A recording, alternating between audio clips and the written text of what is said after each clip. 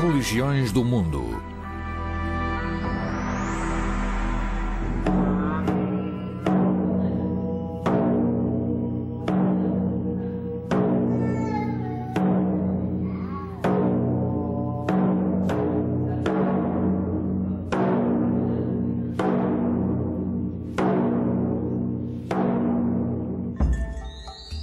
O budismo.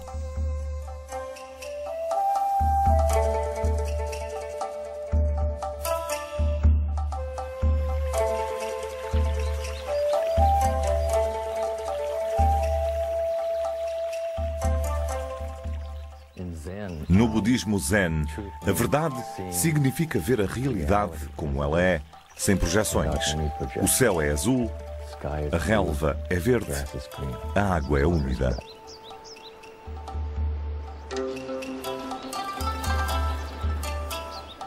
Saber que a nossa percepção é algo de interno significa estarmos menos ligados ao mundo externo, que os budistas nunca negaram.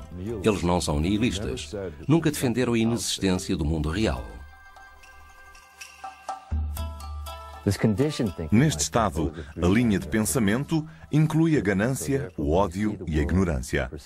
Por isso, quando se vê o mundo deste modo, existe sempre uma separação entre o sujeito e o objeto. A palavra budismo vem de Bud, que significa estar desperto.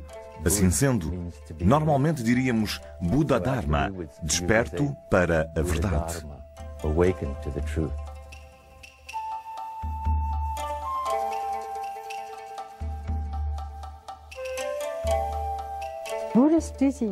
Os ensinamentos de Buda são muito simples e podem ser resumidos em 2 linhas, em frases por ele preferidas. Em primeiro lugar, quando estava no seu leito de morte, ele disse ao seu discípulo Ananda: continuem vigilantes. E quando começou a ensinar, afirmou: abstém-te do mal, faz o bem, embeleza a tua mente. O budismo, a religião de milhões de asiáticos, do ponto de vista histórico, deriva do nome de Buda, um líder espiritual do norte da Índia.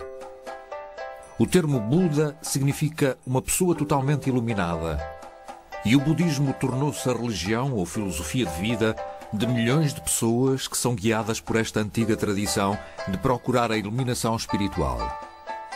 Segundo as fontes históricas, uma criança de nome Siddhartha nasceu no nordeste da Índia por volta de 560 a.C.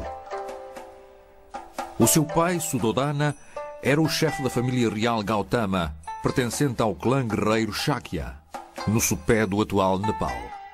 O filho haveria de chamar-se mais tarde Gautama Buda, depois Shakyamuni Buda, o sábio do clã Shakya. Deste modo se justifica o facto do nascimento de Siddhartha Gautama, tal como o de Jesus e de Maomé, ser objeto de tantas histórias, entre as quais se inclui o relato de uma concepção sobrenatural. Certa noite, a mãe de Siddhartha sonhou que quando fosse tocada pela tromba branca de um elefante no flanco direito, ficaria grávida. O futuro Buda, que então apenas existia em 4 níveis cósmicos acima da esfera da existência humana, no céu dos deuses satisfeitos, havia esperado por uma mãe pura e merecedora para vir à Terra. Siddhartha cresceu em esplêndidos palácios, servido por grupos de bonitas raparigas. Quando atingiu a idade certa, Siddhartha casou com uma prima, uma bela jovem que lhe tinha sido destinada, e continuou a levar uma vida despreocupada até completar 29 anos. Foi então que se deu uma mudança radical. Siddhartha reconheceu que a doença e a morte esperam por todos nós. A sua alegria pela vida desapareceu. A sua educação, em particular, fê-lo acreditar no renascimento contínuo através dos anos vindouros. Neste contexto, a perspectiva da doença e da morte a repetirem-se eternamente era aterradora. Certas fontes Pali envolvem os antigos deuses indianos num relato ainda mais dinâmico das interrogações de Siddhartha. Segundo as mesmas, os deuses determinaram que Siddhartha fosse libertado do casulo confortável da vida de príncipe. Siddhartha regressou ao seu palácio num estado de espírito perturbado. O seu pai mandou imediatamente que todos os palácios fossem rodeados por guardas e proporcionou ainda mais luxo e conforto ao jovem príncipe. Mas a vontade dos deuses iria ser cumprida. voltaram a aproximar-se de Siddhartha disfarçados de um homem doente, um velho e um cadáver. Por fim tomaram a forma de um asceta que havia encontrado a paz dentro do sofrimento mortal. Os dados estavam lançados. Siddhartha decidiu então optar pelo ascetismo. Regressou ao seu palácio, em paz consigo mesmo, onde soube que a sua mulher tinha dado à luz um filho. Ficava assim ligado à vida de um homem comum, mas ele recusou a ligação com esse mundo. Com o consentimento dos deuses, despediu-se em silêncio da sua mulher e filho que estavam a dormir, fugiu do palácio e tornou-se asceta. Foi discípulo de 2 famosos ascetas e, sob a tutela deles, atingiu o chamado transe da não-existência. De seguida atingiu o transe da nem percepção nem não-percepção. Durante 6 anos, Siddhartha praticou todos os dias uma austeridade rigorosa e uma mortificação extrema, e alguns observadores afirmavam que aquele asceta magro e debilitado estava morto. As imagens posteriores de artistas budistas apresentam o asceta Siddhartha como um esqueleto coberto de pele. Se tivermos muita, mesmo muita sorte e a nossa procura for muito profunda, chegará o dia em que teremos a felicidade de conhecer um Buda. Como o Gautama Buda, quando ele praticava como um sumedo. O asceta daquele tempo conheceu Bankara Buda, que lhe deu todas as bênçãos. Disse-lhe: "Meu filho, um dia serás um Buda como eu." Enquanto sustinha a respiração como técnica para controlar o corpo, Gautama sentiu que uma correia o apertava cada vez mais à volta da cabeça. Mas, para sua surpresa, esta era uma pista importante. A vigilância total e não o sofrimento da prática asceta constitui a chave para o entendimento espiritual. É muito difícil determinar de que modo devemos olhar exatamente para o budismo. Algumas pessoas veem-no como uma filosofia, e existem determinados textos que são filosóficos. Mas, por outro lado, quando lemos os textos do budismo, vemos que se trata de psicologia. É quase uma fisiologia. Refere-se à maneira como apreendemos o mundo. Por isso, de certa forma, as pessoas deviam se questionar sobre se o budismo, no sentido corrente, é ou não uma religião. Penso que a resposta deverá ser afirmativa. Tem todos os atributos de uma prática religiosa. Tem os mosteiros, os altares, os religiosos, aquelas pessoas que se isolam para praticar determinados ritos e rituais. Gautama tomou uma decisão-chave que levou os budistas a chamarem à sua concepção o caminho do meio. Para manter a força do seu corpo, ele aceitava pequenas contribuições de comida dos laicos que tinham por hábito rondar os ascetas na Índia. No entanto, para evitar o desejo sensual, ele continuava a resistir ficar ligado a sabores e paladares. Eis aqui o início do padrão meditativo budista para aqueles que desejam alcançar o nirvana, o estado de absoluta liberdade do infinito e fastidioso ciclo da vida, designado samsara. De acordo com Buda, Siddhartha encontrava-se então emocionalmente indiferente tanto à alegria como à aversão. Esta é a disposição essencial da iluminação budista. Conseguir um domínio separado das emoções negativas e das positivas. A doutrina budista consiste em dominar tanto o ódio como o amor, o medo e a segurança, o desejo e a aversão. As emoções opostas que mantêm o indivíduo ligado à perpétua roda do renascimento. É uma consciência perspicaz e clara dos pensamentos, impulsos e emoções que nascem dentro de nós. Um iluminado consegue julgar as situações sem interesse próprio. Ele ou ela não se deixa influenciar pelas suas emoções, observando com clareza e desapaixonadamente. A todos os ascetas se põe a questão de serem ou não porta-vozes na qualidade de professores de outras pessoas. Será possível ensinar a outras pessoas algo que eles próprios não conhecem? Conseguirei alguma vez explicar a alguém como é que sabe um morango se esse alguém nunca provou um morango? É por essa razão que muitos ascetas simplesmente não ensinam por ser tão difícil.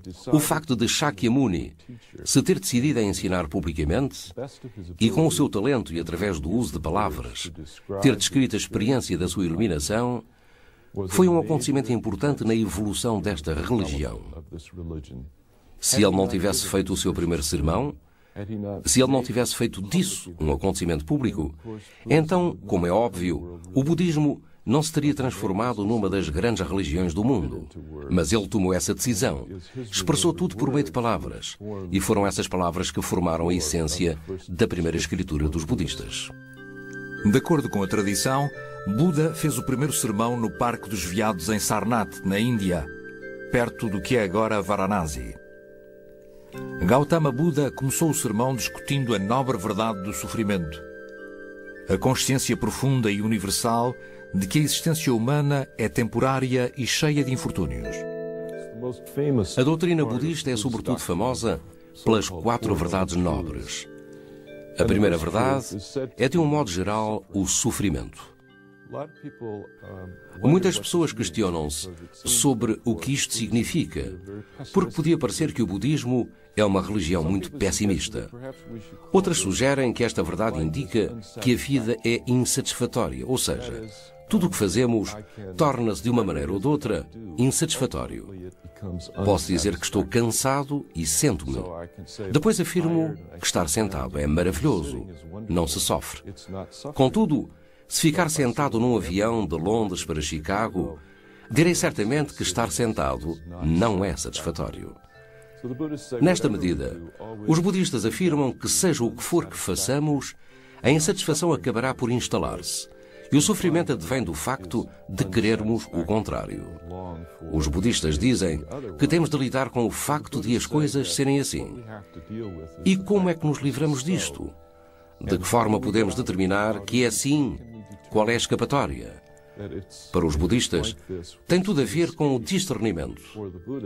Temos que saber o que realmente está a acontecer. Sendo assim, os budistas afirmam que as nossas experiências são algo que temos na nossa mente. É aí que vivemos as nossas vidas. Por isso, se eu olhar para o meu dedo, posso dizer que me dói o dedo.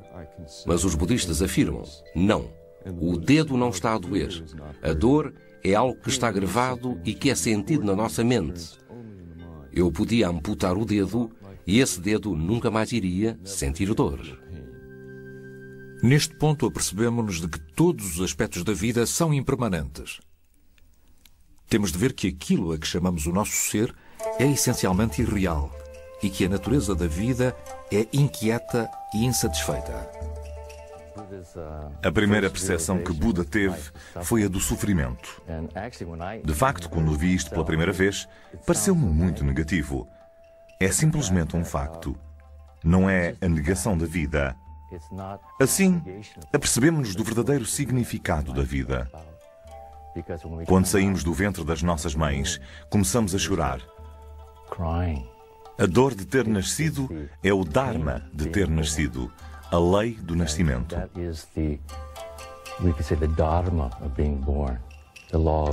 Nesse sentido, não é uma perspectiva negativa. É antes uma observação muito clara de como vir ao mundo e como se preparar para a vida, para nos libertarmos do sofrimento e sabermos como lidar com ele. Os 4 restantes elementos do caminho das 8 vias podem ser agrupados na categoria da meditação. Apesar da meditação ser a libertação final do ciclo da vida e da morte, a moralidade budista não é esquecida quando meditamos. Durante o surgimento do budismo, a casta indiana mais importante era constituída pelos brahmanas. Buda proclamou um caminho de salvação que entrava em conflito com a religião bramânica em 2 aspectos. Em primeiro lugar, a salvação budista não exige os rituais elaborados que faziam parte do brahmanismo. Os rituais estão associados a assuntos externos e físicos e não à natureza íntima do espírito humano. Os budistas acreditam que os rituais não conseguem tratar as verdadeiras causas do sofrimento humano e também não conduzem à salvação. Os budistas discordavam igualmente dos sacrifícios que os brahmanes ofereciam aos deuses. Estes sacrifícios exigiam a morte violenta de animais. E o budismo ensina que os seres humanos, através da morte, podem adquirir uma nova forma de aparecimento, uma existência animal como resultado de atos cruéis. A ganância, o ódio e a ignorância são a chave de tudo e enfermam todos os seres humanos até serem tratadas. As mentes pequenas e condicionadas contêm um grande ódio e ignorância. Isto deve ser reconhecido. E quando finalmente o é, apercebemos-nos de que estamos em harmonia com o nosso semelhante e também com os objetos, tanto objetos animados como os inanimados. Nós e eles formamos um todo. Deste modo, não desejamos matar ninguém, porque também estaríamos a matar-nos a nós próprios. É este o processo de estudo, de meditação. Começar a compreender este aspecto tão importante, já que somos muito bons a fazer todo o resto.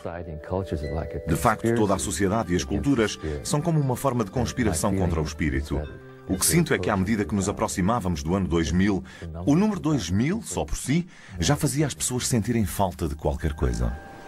Os 5 preceitos do budismo podem ser entendidos paralelamente aos 10 mandamentos.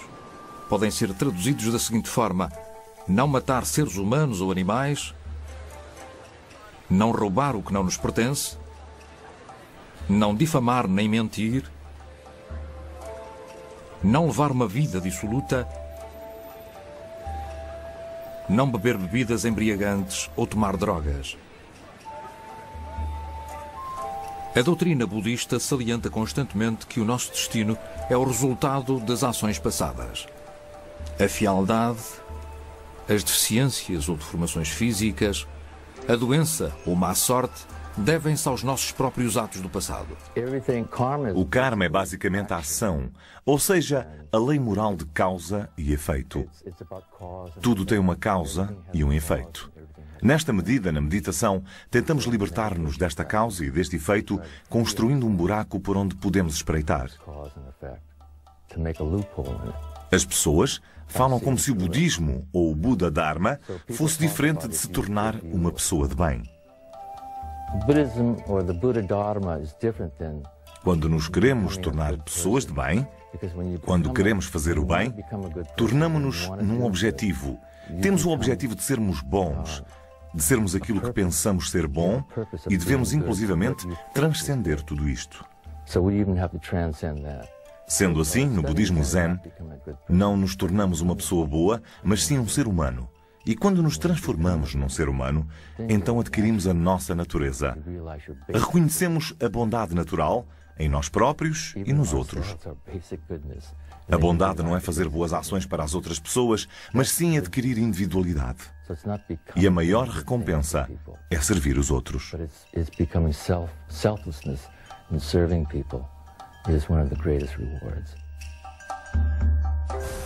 No entanto, a existência enquanto ser humano é um grande privilégio, já que só um humano consegue produzir mérito no karma. As pessoas deviam aproveitar avidamente as oportunidades únicas que lhes são apresentadas para produzir um bom karma, pois só um humano pode ascender ao nirvana.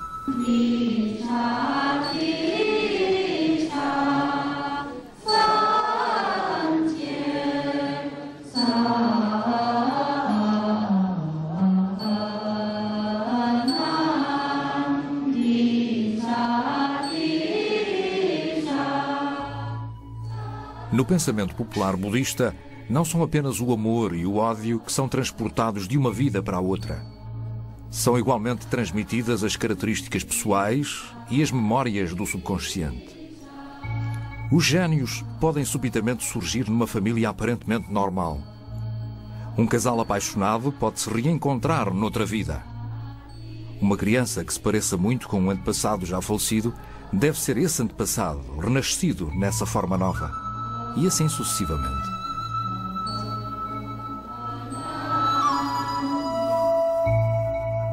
Os budistas têm em grande consideração as designadas 4 grandes infinitudes. Estas são 4 qualidades que nunca se esgotam. São elas a bondade da alma, a compaixão, a alegria na alegria dos outros e a serenidade de espírito. Um budista exemplar ganha assim uma maturidade espiritual, amando e preocupando-se com os outros de forma calma e imparcial. A meditação budista tem como objetivo inequívoco a redução da febre emocional da vida. Produz uma calma disposição de espírito que permite ver as coisas como elas realmente são, sem as distorções das preocupações individuais, das esperanças, medos, amor ou ódio. A meditação liberta aquele que medita das distorções que tão frequentemente determinam aquilo que pensamos, sentimos e fazemos. O Sermão do Parque dos Veados marcou o início da carreira de Buda como professor espiritual itinerante durante 45 anos. Viajou pelo nordeste da Índia como professor e monge mendicante, seguido por um grupo de discípulos. O mais notável dos seus discípulos foi Ananda, o seu companheiro fiel e criado pessoal. Ananda concedia formalmente autorização para que outros se apresentassem na presença de Buda e tornou-se a fonte oficial de muitos dos discursos de Buda.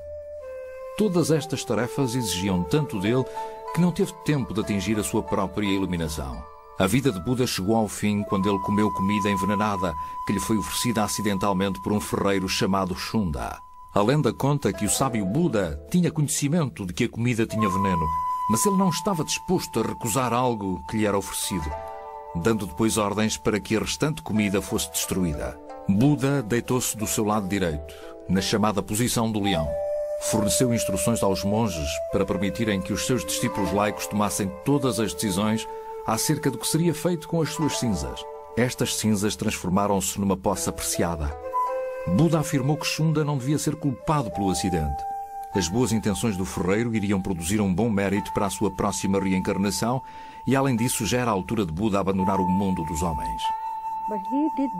Ele fez isso de forma a poder erradicar o sofrimento dos seres humanos. Foi essa a sua verdadeira intenção. Os seus ensinamentos eram inteiramente metafísicos. Ele não estava de maneira alguma a tentar desenvolver uma ação intelectual.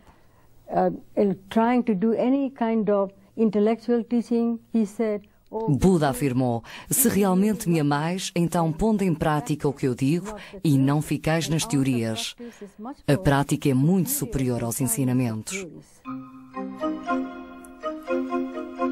Gautama Buda nasceu na tradição religiosa bramânica, que afirma que todos nós renascemos perpetuamente de um modo que é determinado pelas nossas ações. Ele rejeitou a dependência de rituais sacerdotais e de sacrifícios, defendendo que a ajuda dos deuses é fútil, porque os deuses também ambicionam a libertação dos ciclos do renascimento. A chave para o Nirvana está dentro de nós, e o budismo tem dado repetidamente ênfase a esta crença básica durante o seu longo e variado desenvolvimento. Durante os últimos séculos antes de Cristo, surgiu um novo nome na Índia. Esse nome iria designar um novo e importante tipo de doutrina e prática budista. Mahayana, que significa grande veículo de salvação, iria difundir-se pela China, Coreia e Japão. Os budistas Mahayana começaram a produzir novas escrituras. Utilizaram os cânones Pali do mesmo modo que os cristãos utilizaram as escrituras hebraicas. Os budistas Mahayana acreditavam que as escrituras Theravada tinham dado seguimento a muitas das verdades do budismo. Os Budas vêm ao mundo para salvar os homens das suas paixões, dos seus apetites, dos males de samsara. As escrituras mahayanistas continuam a referir-se à vida terrena de Gautama Buda.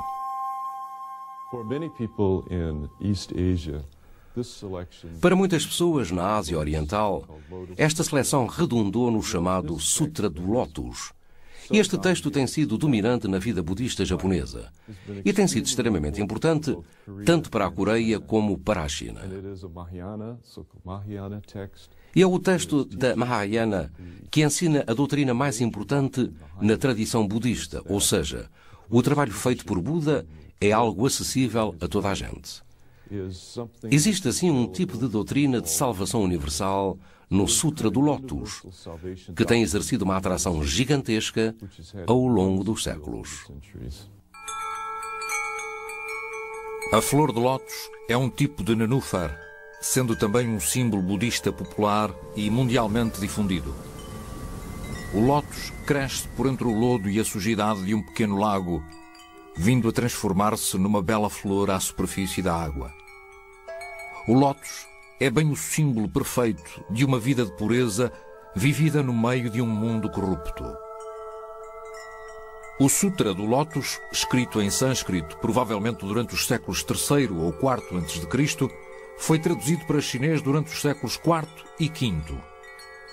O Sutra do Lótus tornou-se a escritura mais influente de Mahayana na medida em que os seus textos são fulcrais para a crença Mahayana.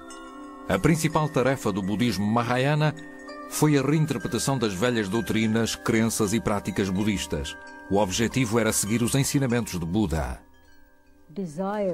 O desejo de progredir espiritualmente e de alcançar um nível de consciência superior exige que se faça alguma coisa. É necessário disciplinar a nossa vida, purificar a mente.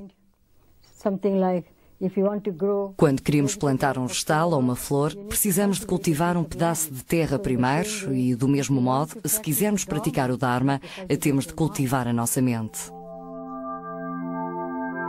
O Bodhisattva Mahayanista está disposto a permanecer em samsara, nascer uma e outra vez infinitamente, querendo sempre alcançar o bem-estar dos outros seres, até que também estes alcancem a libertação. A Bodhisattva, Bodhi significa iluminação, Sattva significa ser. O ser iluminado, ele ou ela, fez o voto de apenas alcançar o Nirvana quando os outros também estivessem iluminados. É muito importante, pois estamos sempre a realizar atos para nosso próprio benefício.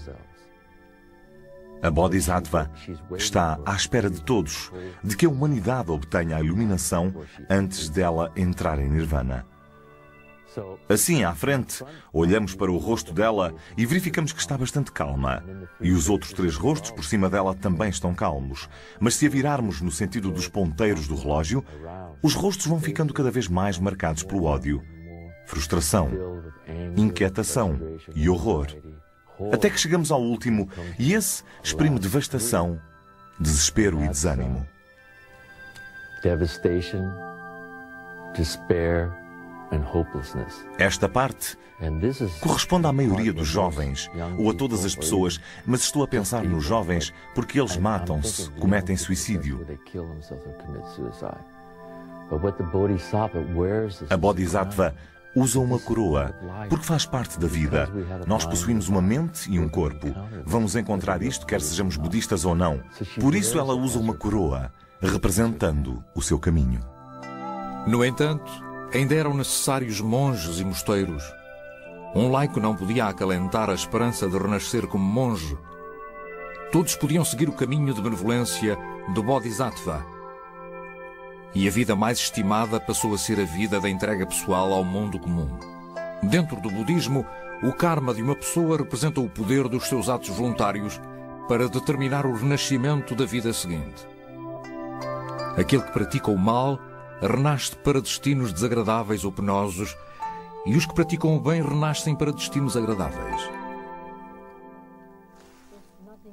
O karma é nada mais do que volição, e por isso o karma é algo que reúne todas as diferentes ações que realizamos através das nossas palavras, dos nossos atos e das nossas mentes, acumulando diferentes tipos de força, umas boas e outras más, umas superiores e outras neutras.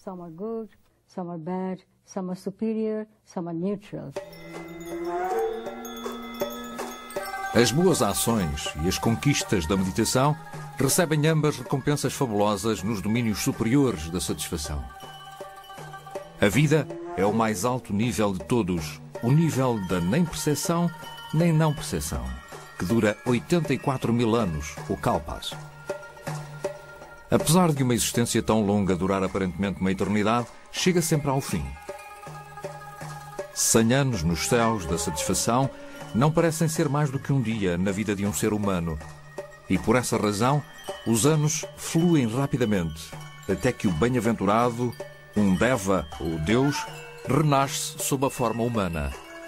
Tal acontece quando são esgotados todos os atos meritórios produzidos pelo ser humano, assim como os sofrimentos purgatórios terminam quando se esgota o mau karma que os produziu. Os budistas acreditam que todos os sistemas do mundo, tal como o que temos vindo a discutir, chegam ao fim mais tarde ou mais cedo. A causa disto é parcialmente o nível cada vez mais baixo da vida moral e religiosa entre os seus habitantes. Os budistas Theravada classificam este nível inferior de vida como sendo inevitável, assim como são as suas consequências. De tantos em tantos evos, o universo da Terra é destruído pelo fogo, pela água e pelo vento. De facto, dá-se o desaparecimento de todo o mundo físico, assim como de 20 das 31 esferas de existência, incluindo a dos deuses totalmente lustrosos. A menos que os residentes destas esferas já tenham sido resgatados através do arrependimento ou de ações auspiciosas, são claramente lançados para sistemas de outros mundos ou para os seus atuais níveis de existência. Alguns evos mais tarde, as suas partículas podem formar um universo novo. Tal como os hindus, os budistas não reconhecem qualquer início ausente para o aparecimento dos sistemas deste mundo. Consideram que estas séries de ciclos sempre existiram, assim como existirão para sempre.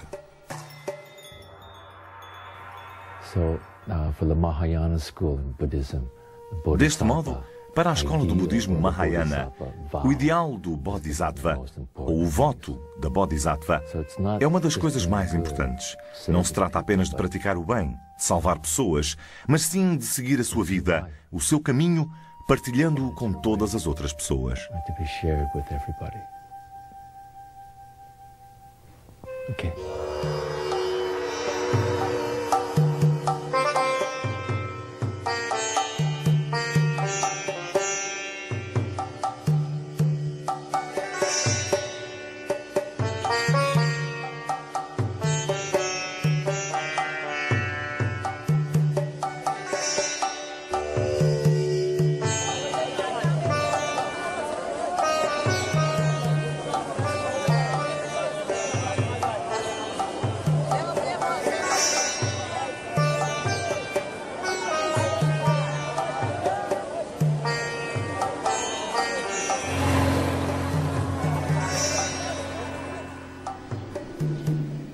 Na Mongólia e no Tibete, a palavra que significa sumo sacerdote é Lama.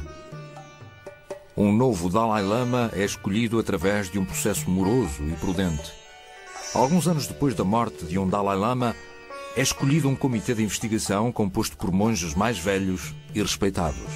Estes monges reúnem certos objetos, incluindo alguns que pertenciam ao falecido Dalai Lama. De seguida viajam pelo país à procura de jovens rapazes que nasceram depois da morte do Dalai Lama. O verdadeiro sucessor, o Dalai Lama renascido, é o único que, sem errar, seleciona os objetos que pertenciam genuinamente ao falecido Dalai Lama. É então levado para o grande mosteiro central de Lhasa, onde recebe treino e lições para o seu novo papel e para ser Deus-Rei budista. Para criar e usar uma mandala, um discípulo do budismo tântrico submete-se às ordens do seu guia espiritual. Depois, lenta e cuidadosamente, ele cria ou revê o padrão da mandala, o que é feito passo a passo com total atenção. Este pode ser considerado o estilo de psicanálise do budismo tibetano. Para os budistas, é através da prática da mensagem budista que dentro de nós conseguimos encontrar a libertação do sofrimento eterno, a impermanência e a essência imutável da existência humana.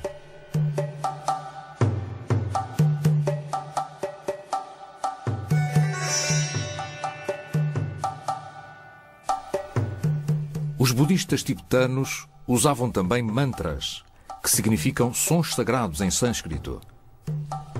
De facto, é necessário concentrar-se no mantra para que este seja eficaz.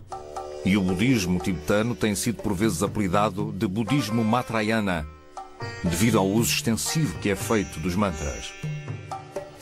Os mantras são cânticos rituais que eram usados antigamente em rituais bramânicos de sacrifício. Eram considerados como palavras poderosas que ajudavam à obtenção de variados resultados. O budismo tibetano adaptou-os facilmente aos seus usos, que excluem sacrifícios. Um mantra importante é constituído por uma frase famosa de 6 sílabas, cantada ritualmente vezes sem conta. Om Mani Padme Hum. Om Mani Padme Hum.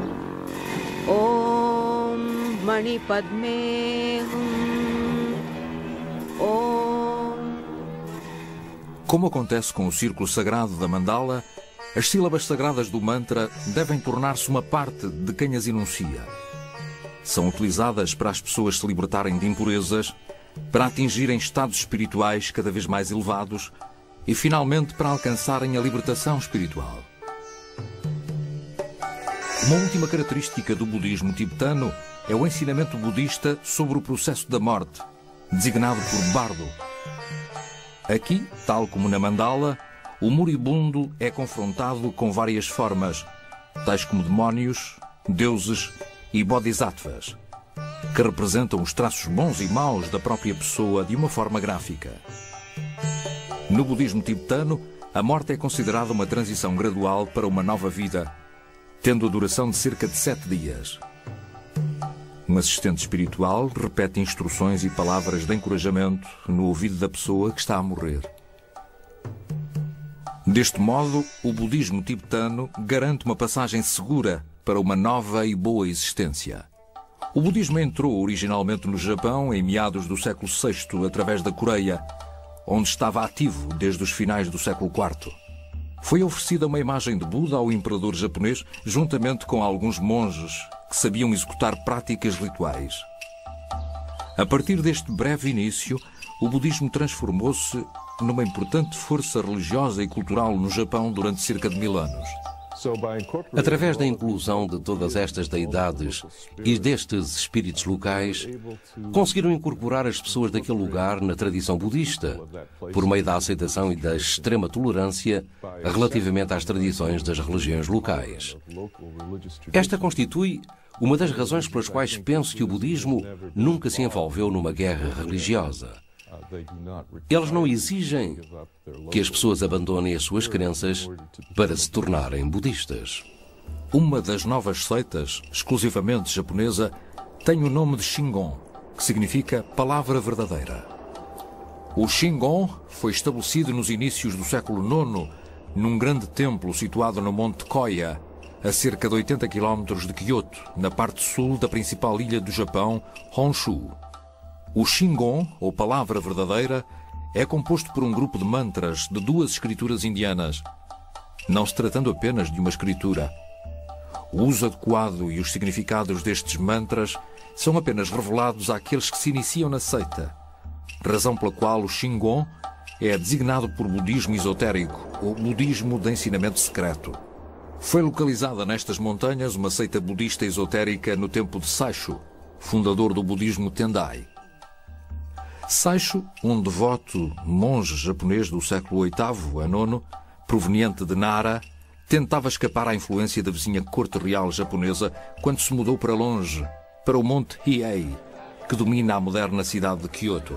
Contudo, em 794, a corte real japonesa mudou-se também para Kyoto e Saisho deixou de estar isolado. Na realidade, Saisho transformou-se numa pessoa importante na corte, sendo-lhe autorizada uma estadia nas instalações centrais de Tiantai, na China, durante 8 meses, para estudar. O monge japonês Onen fundou o que é conhecido por Jodo, ou budismo da Terra Pura. A escola japonesa da Terra Pura adquiriu o seu nome porque os seguidores acreditam na existência de muitas terras de Buda, que foram criadas pelos votos, méritos e virtudes de vários Budas. A sua terra especial de Buda recebe a designação de Paraíso Ocidental, ou Terra Pura. Os esplendores desta terra pura, ocasionalmente representados por artistas e visualizados por aqueles que meditam, são incrivelmente grandiosos. Na terra pura não existiram mais reencarnações na forma de homem, animal, deus ou demónio. Através dos evos vindouros, poder-se-ão concretizar todas as etapas para entrar no Nirvana, no ambiente da terra pura. No século XIII, o monge Nichiren foi o último grande reformador budista. Segundo ele, o Sutra do Lótus não só era a escritura suprema, como assumia igualmente o estatuto de única e verdadeira escritura. Nichiren acreditava ter sido um dos principais discípulos de Gautama Buda numa vida anterior, vendo-se então como o único verdadeiro intérprete da iluminação budista. Embora fosse popular entre o povo comum, Nichiren considerava que esse mesmo povo não era capaz de compreender os mistérios do Sutra do Lótus, propondo por isso uma versão radicalmente simplificada. Nichiren previu invasões estrangeiras, vendo as suas profecias cumpridas quando os mongóis atacaram o Japão em 1274. Quando Nichiren declarou que determinadas personalidades do governo recém-falecidas se encontravam nos infernos budistas, foi condenado ao exílio por algum tempo, vivendo os seus últimos anos em retiro. O budismo Zen é muito popular, no sentido em que se pode dizer que a razão é o ser muito simples, muito direto e muito metódico. A popularidade tem o seu significado. Mas, por outro lado, quando começamos a praticar o budismo, começamos a encontrar-nos a nós próprios. E isso surpreende a maioria das pessoas. É nesse momento que abandonam a religião, quando no fundo devia ser a altura que deviam ficar. O budismo Zen tornou-se uma das formas mais familiares de budismo nos países ocidentais. A tradição afirma que o monge japonês Eizai, que viveu no século XII, foi o fundador do budismo Zen no Japão, o que é apenas parcialmente verdade. Quando estudava na China, Eizai conheceu alguns professores de budismo Shan e, ao regressar ao Japão, tentou introduzir mais ensinamentos Shan sobre a meditação no budismo Tendai. No entanto, ele foi expulso da seita Tendai para seu mal. De seguida, dirigiu-se a Kamakura, de onde a nova classe militar de regentes controlava o Japão, e aí encontrou simpatia pelas suas ideias. Foi assim que o budismo Zen ficou famoso como a religião dos samurais, o que foi aceito de boa vontade.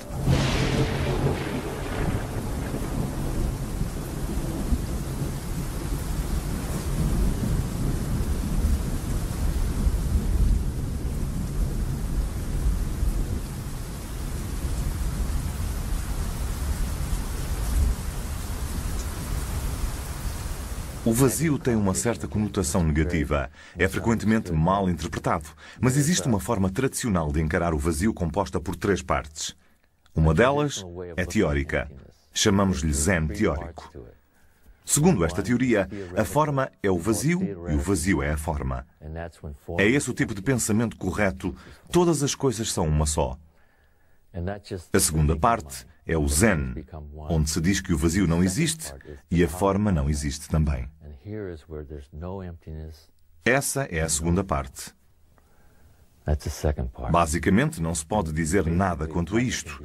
Não existem palavras para o descrever.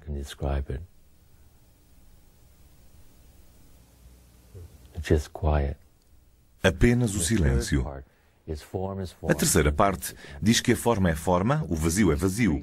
Estas 3 coisas são muito importantes e pode-se atravessar este tipo de espectro ao estudar o budismo Zen. A terceira parte representa o valor mais elevado, ou seja, o céu é azul, a relva é verde. Voltamos a ver a realidade tal como ela é, e as 2 primeiras partes são a realidade porque já nos propusemos a estar separados dessa mesma realidade. É desta forma que o vazio desempenha um papel importante na prática meditativa Zen.